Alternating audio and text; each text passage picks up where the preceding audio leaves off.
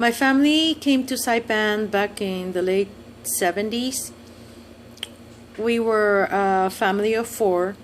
My parents, I had a baby brother who was first grade at the time, and I was 4th grade. My parents used to own one of the first Japanese restaurants on the island called Koto Restaurant in Susupe, which was loved by both locals and the tourists.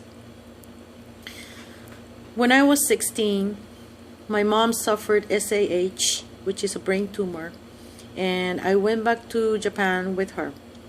She lived paralyzed for the next 16 years, and after she passed, I continued to stay in Japan to caregive my grandma, who became Alzheimer's. And I finally came back on the island for good in 2009. My dad and my brother were both CNMI permanent residents. They were here in Saipan for the whole time, almost 4 decades, 40 years. My dad became a golf instructor after our restaurant was closed, and my brother was a long-time employee of the biggest tour agency on the island. Being raised on the island, my brother was already a proud member of the local community. He was known for his passion in motorsports, especially for drag racing. He brought Saipan team to racing Guam and even proposed a raceway park in Marpi. They are now both buried here in Saipan. My dad suffered a stroke and passed away in 2012. Shortly after, in 2014, my brother lost his life to stage 4 oral cancer, regardless of the dedicated medical team and the overwhelming support from hundreds of his friends near and far.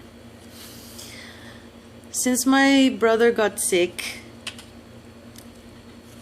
I have been constantly encouraged and supported by everyone I met through my brother and through my childhood life in Saipan. The people I now call my island family. And I totally see myself as a Saipanese. When I came back on the island in 2009, it was my decision to leave my home country for good